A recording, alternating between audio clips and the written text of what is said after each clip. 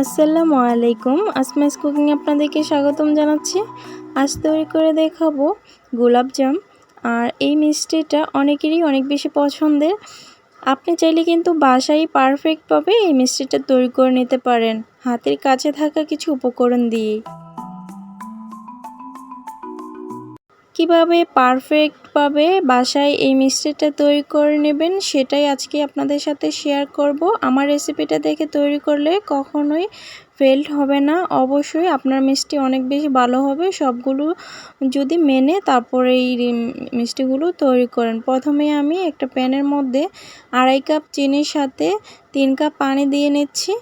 আমি শিরার জন্য এটাকে জাল করে নেব। আর এখানে আমি 3টা এলাচ একটু মাথাটাকে থেঁতো করে দিয়ে নিলাম। এটাকে জাস্ট 2টা বলক আসলেই নামিয়ে একটা পাশে রেখে দেব।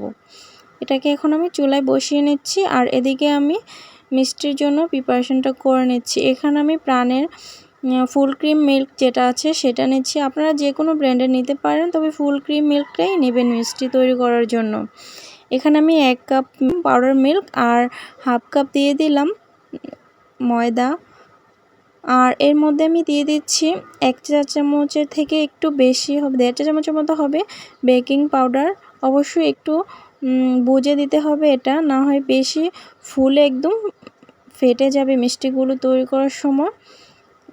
পরিমাপগুলো আপনারা অবশ্যই খেয়াল রাখবেন, তাহলে কোনো সমস্যা হবে না। মিষ্টি তৈরি করার পর আপনাদের মিষ্টিগুলো পারফেক্ট হবে। আর এখানে আমি 2টা ডিম একটা পাত্রে নিয়ে নিয়েছি।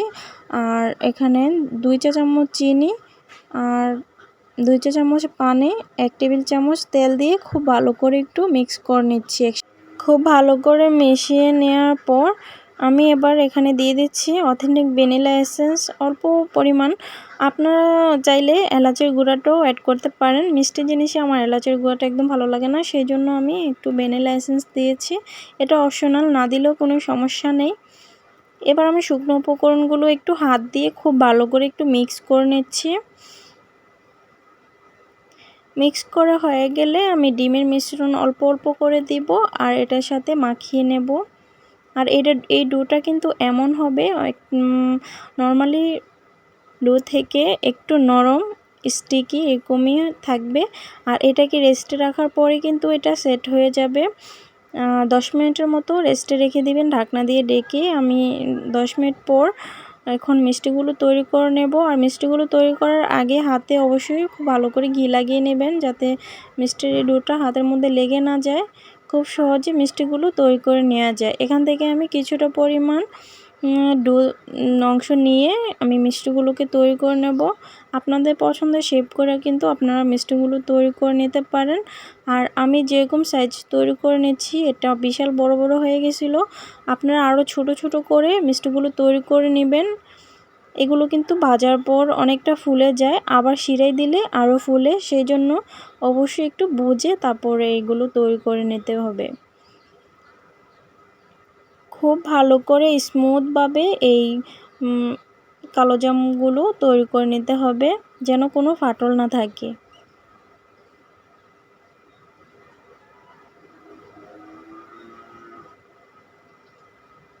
আমি একই রকমভাবে সবগুলো মিষ্টি তৈরি করে নিচ্ছি।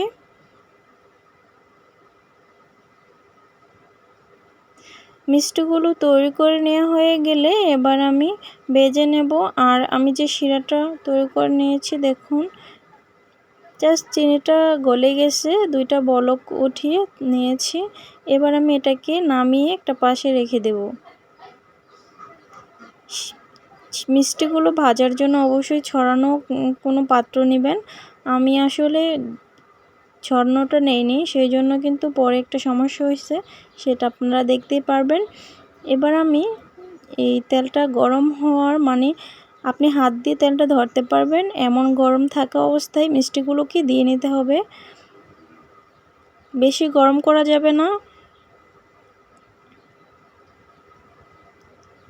আমি একে একে সবগুলো মিষ্টি দিয়ে নিচ্ছি। আর এই মিষ্টিগুলো দেওয়ার পর কিন্তু এমনি এমনি উপরে ভেসে উঠবে। আমি আসলে বুঝতে পারিনি এত বেশি ফুলে যাবে মিষ্টিগুলো। দেখুন আমি কিভাবে মিষ্টিগুলো দিচ্ছি, সবগুলো একে একে দিয়ে দিলাম। আমি ভাবছি সবগুলো হয়তো বা একসাথেই ভেজে নিতে পারবো, পরে যা হলো জায়গায় হচ্ছিল না। মিষ্টিগুলো উল্টাবে কিভাবে বা এগুলো হবে কিভাবে। তো আমি অনেকগুলো মিষ্টি 4-5টার মতো হবে উঠিয়ে আলাদা করে নিয়েছি। দেখুন আমি উঠিয়ে নিয়েছি অলরেডি। এটা যদি ছড়ানো থাকতো তাহলে মিষ্টিগুলো কিন্তু আরও বেশি ভালো হইতো। তেলের পাত্রটা অবশ্যই ছড়ানো একটা ফ্রাই প্যান নিয়ে নেবেন, তাহলেই হবে, অনেক ভালো হবে মিষ্টিগুলো ভাজা।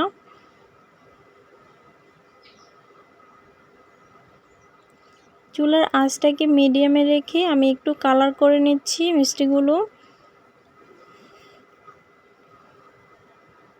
আমার পছন্দ মতো কালার চলে আসলে আমি মিষ্টিগুলোকে নামিয়ে নিচ্ছি।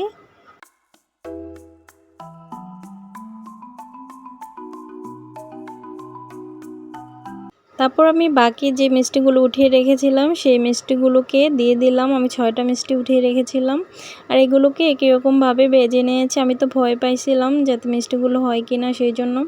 যাই হোক সুন্দরই হয়েছে। সবগুলো মিষ্টি ভেজে নেওয়ার পর আমি শিরার মধ্যে দিয়ে দিলাম আর চুলার আঁচটাকে আমি হাই করে 10 মিনিটের মতো ঢাকনা দিয়ে এটাকে ফুটিয়ে নেব খুব ভালো করে। অবশ্যই এই কাজটা করতে হবে। মিষ্টিগুলো শিরার মধ্যে দিয়ে নেওয়ার পর 10 মিনিট চুলার আঁচটাকে হাই করে দিয়ে রেখে দিতে হবে ঢাকনা দিয়ে ঢেকে।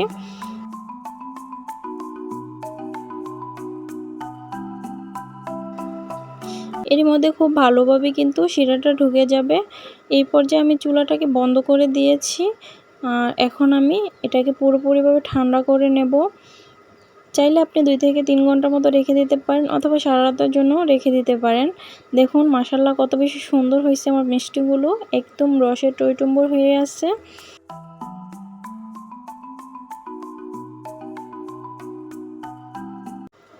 আপনারা যারা কখনো মিষ্টি তৈরি করেননি, নষ্ট হয়ে যাবে সেই ভয়ে, তারাও চাইলে এই রেসিপিটা দেখে চেষ্টা করতে পারেন। আমার কিন্তু অনেকবারই এমন হয়েছে, সেই জন্য আমি ভয়ে মিষ্টি তৈরি করি না। এইবার চেষ্টা করলাম, প্রথমবারই মাশাআল্লাহ এত বেশি সুন্দর হবে আমি কখনো ভাবতেও পারিনি।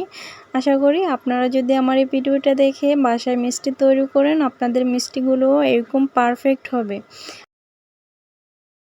মিষ্টি দেখলেই কিন্তু বোঝা যায় আসলে এটা কতটা পারফেক্ট। আমি একটা মিষ্টি কেটে নিচ্ছি, দেখুন কত বেশি সফট হয়েছে, ভেতরটা দেখুন কত বেশি সুন্দর হয়েছে। যারা একবারও মিষ্টি তৈরি করেনি তারাও কিন্তু চাইলে এই মিষ্টিটা তৈরি করতে পারেন আমার এই ভিডিওটা দেখে। আর আমি যে পরিমাপে সব কিছু দিয়েছি সেই পরিমাপে যেভাবে তৈরি করেছি সেভাবে যদি তৈরি করেন, আশা করি আপনাদের মিষ্টিগুলো একদম পারফেক্ট হবে। আমার আজকের এই মিষ্টি রেসিপিটা আপনাদের কাছে কেমন লাগলো অবশ্যই কিন্তু কমেন্টস করে জানাবেন। ভালো লাগলে একটা লাইক করে দিবেন। নিয়মিত চ্যানেলের পাশে থাকার জন্য, নতুন নতুন সব ভিডিও সবার আগে পাওয়ার জন্য আমার চ্যানেলটাকে সাবস্ক্রাইব করে রাখবেন। আপনারা সবাই অনেক ভালো থাকবেন, সুস্থ থাকবেন। আবারও দেখা হবে নতুন কোনো ভিডিও নিয়ে। আল্লাহ হাফেজ।